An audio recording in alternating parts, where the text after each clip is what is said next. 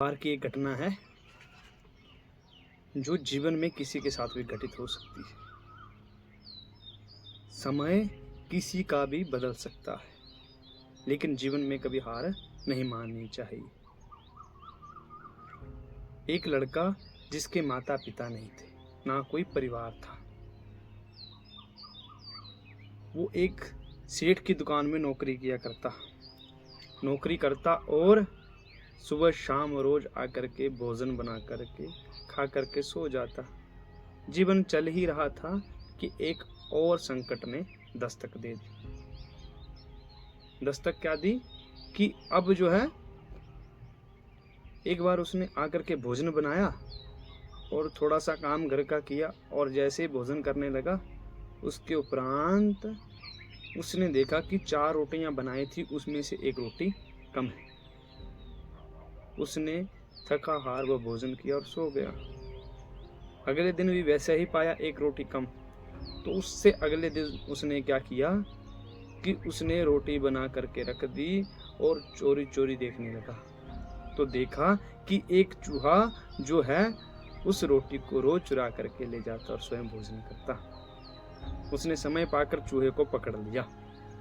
चूहे को जैसे ही पकड़ा तो कहने लगा कि मैं बड़ा ही निर्धन हूँ, इतना कि थोड़ा सा भोजन अपने लिए कमा पाता हूँ। वो जो 4 चपाती बनाता हूँ उसमें से भी आप एक रोटी ले जाते हो चुरा करके। तो चूहा कहने लगा, भैया मैं इस घर में किसी कर्म बंधन से रहता हूँ और मेरे हिस्से का मैं खाता हूँ, तुम अपना सोचो। तो व्यक्ति ने सोचा कि यह भी अपना कर्म खा रहा है, इसका भी कोई हिसाब किताब होगा। तो मैं किसी ज्ञानी महात्मा से पूछता हूँ कि मुझे इतना दुख क्यों हो रहा है, मेरा इतना संकटमय जीवन क्यों हो रहा है। तो किसी से परामर्श किया तो उन्होंने कहा कि दूर एक महान महात्मा जी रहते हैं, उनसे इसका उत्तर पूछा जाए। तो उन्होंने विचार किया कि उन महात्मा के पास जाकर मैं अपने प्रश्न का उत्तर पाऊंगा, और रास्ते में चल कर जाने लगे। तो एक रात पड़ी तो किसी के घर में रुके।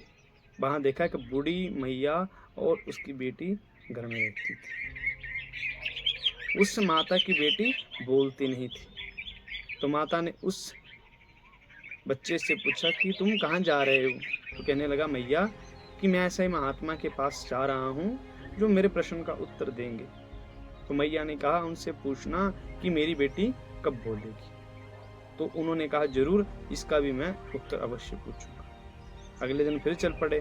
तो अगले दिन जो है पहाड़ों भरा रास्ता था। कई प्रकार के पहाड़ थे, बर्फीले पहाड़, जंगली पहाड़, अन्य ऊंचे ऊंचे पहाड़ थे।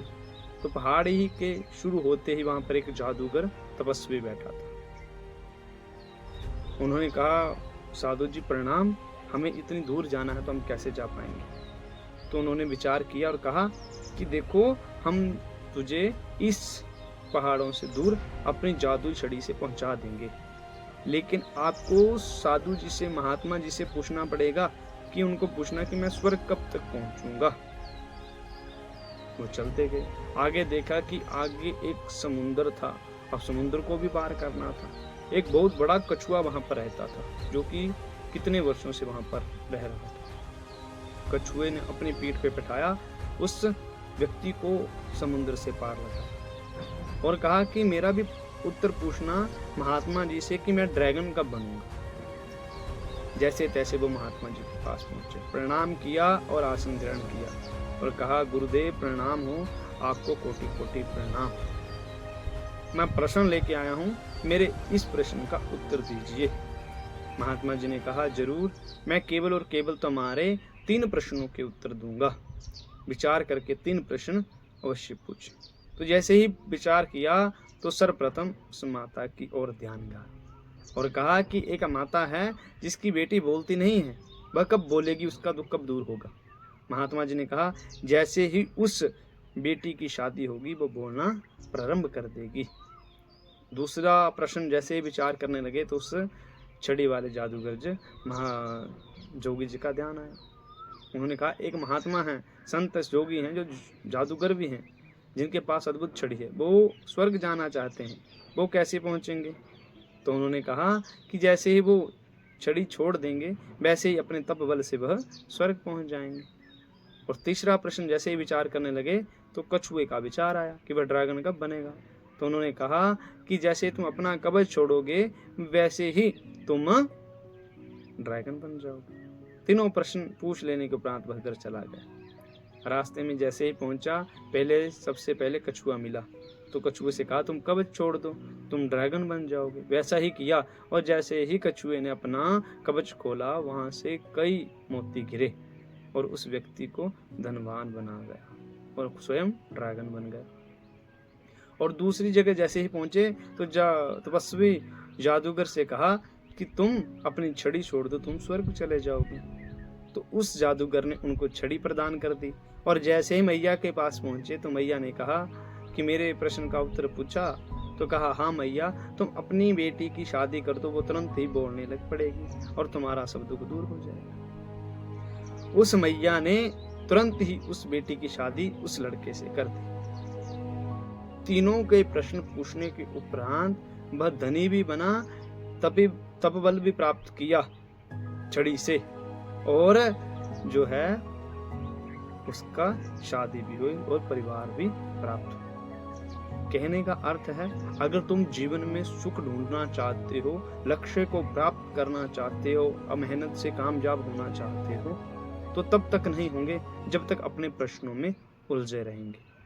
अपने प्रश्नों को त्याग करके अपने संघर्ष की ओर बढ़िए, मेहनत से उस दरिया को पार कीजिए। यहाँ पर आपकी सफलता बैठी हुई है, क्योंकि जहाज जब तक इस ओर खड़ा रहता तो उसे कोई किराया नहीं देता।